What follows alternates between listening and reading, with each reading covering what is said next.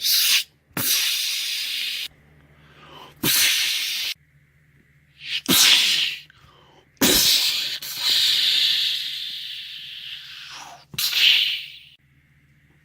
son of a freaking Naruto. I won't lose.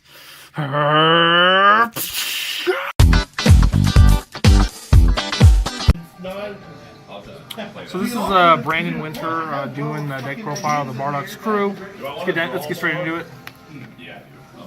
So on the front side, Bardock is a 10,000 blue. Swing your opponent, burst 2. If you're attacking a leader, you draw a card and gain 5k. When it awakens, untap 2 mana, pretty standard. Really good for the aggression. I do hate the fact that he has to take a leader card. It is what it is. Go to the deck. Don't go on me. Go to the deck. Just do it.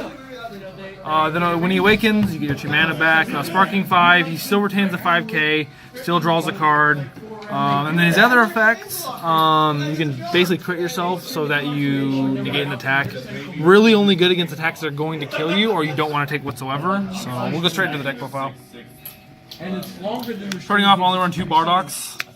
I don't want to draw this card ever. I want him to be in the discard or in the deck.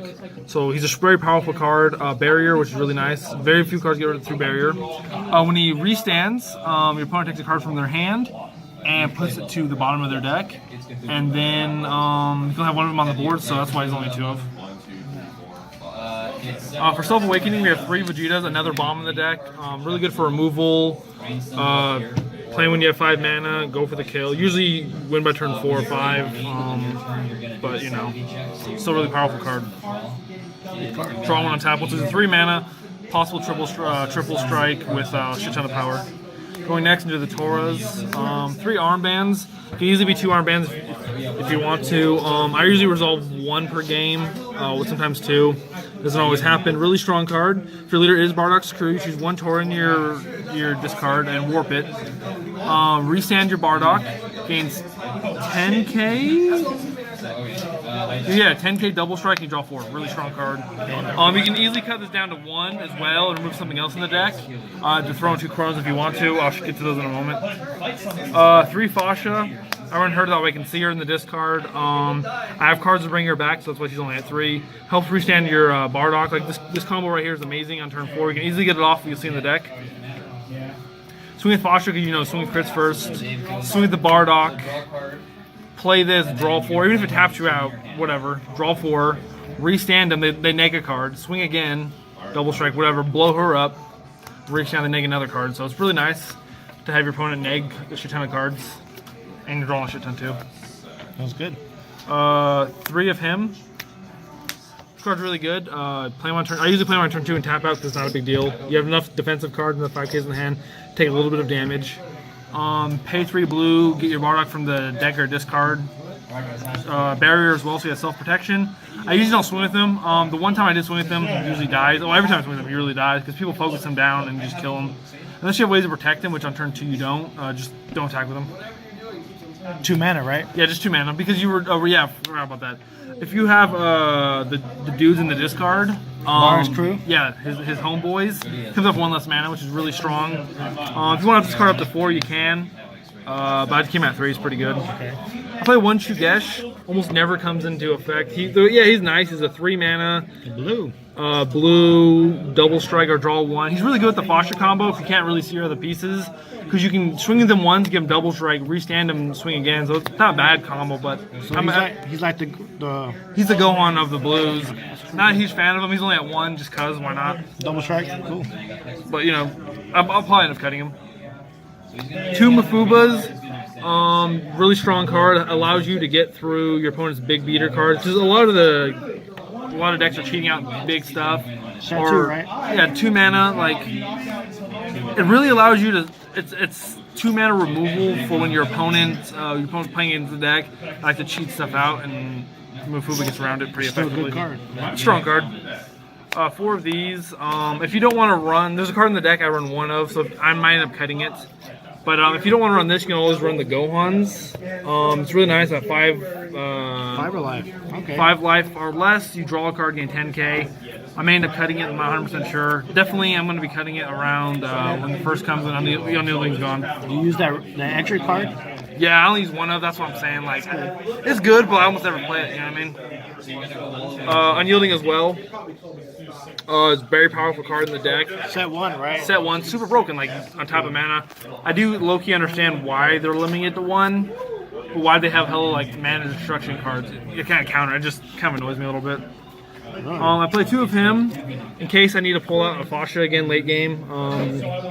Get to anything I want back, or if I'm having to mill away all my good pieces, get them right back. What a good card. I may end up moving this to 3 and moving her down to 2. But I kind of like it at 2 and a 2-3 split. Just because I go with the top 5 cards, it almost never whiffs, but it does whiff. When you play them, you never whiffs because obviously you get some of your discard. So I'll probably end up cutting her down to 2 and putting him up to 3, but we'll see. Borgos, super fucking powerful card. Locks down your opponent's defense. Unless they're running cards to specifically remove him, it really shuts down some fucking decks. And it's a really powerful card. Draw 1, and they can blow up mana, so it's really effective. Early game, late game. 2 commies for overboard presence when people wanted to swarm you. Draw a card when you want to. Here's the card I was talking about. So if you do want to cut the 4-drop, if you want to cut this down, these Kudu can be Coronas. A lot of people are running yellow now because that new broiler is pretty fucking strong. It has so much going on, does so fucking much. Like it can do, in my opinion, it's a pretty broken leader. The fact they gave it so much power, but it is what it is. Cut these 2 out. You can throw Coronas in there. Swap the super combos out. So it's your preference. Good. I fucking love this card. Honestly, like Kakarot. I don't know why people don't. I haven't seen many lists playing this guy. The people I've gone against online don't really play this guy either. I've only played the deck in 1 tournament. I didn't have all the cards I wanted in the deck. It's my fuck up as well. And I think I went like 3rd place. I didn't get 1st or 2nd. I may have got between 3rd and 5th. I still got prizes for it, so I assume I did pretty decent. But you know, didn't do the best with the deck. But I didn't have all the things I wanted in the deck. But this card is one of the main reasons I love the deck because it allows me to get.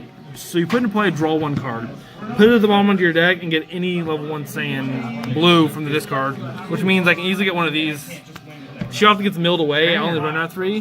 Play the baby, draw a card, put Pandak in my hand, GG. Like this allows me, or if my opponent wants to fucking kill the bitch, because people are gonna kill her. You know what I mean? Self-awaken with it. Yeah, self-awaken with her. You swing at your opponent, gain 10k, take a life, which basically you draw a card.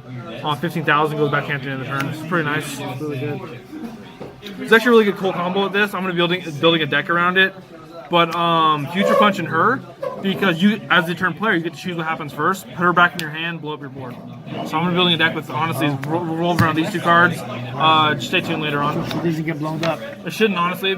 Based on the way the effects works, the way my understanding of it is that she should go back to your hand because your turn play. You choose the order of effects.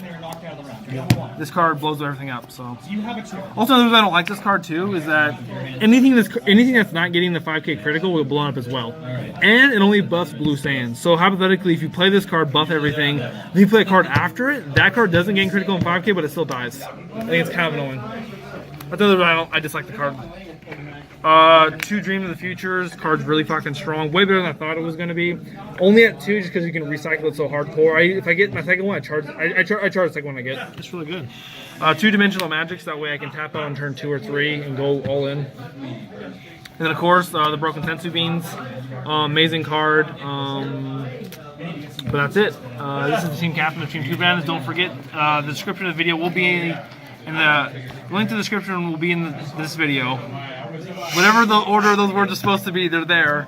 To win a Broly and Gogeta pack, like I'm pulled out right now. I have 2 of them. That way you don't think I'm lying. Got 2 of them. So I went in a little extra with a buddy who wanted to do it, so I have 2 of them. One's for me, obviously, but I'm giving the pack away to somebody, or I may split it depending on what the people want. So there you go. Team ToooBananas signing out. Just want to let you guys know, I did post it in the main page, but I'm doing an online tournament. Top 4 is $100, pretty good. If we do happen to get more than 20 players, then I will increase the prize.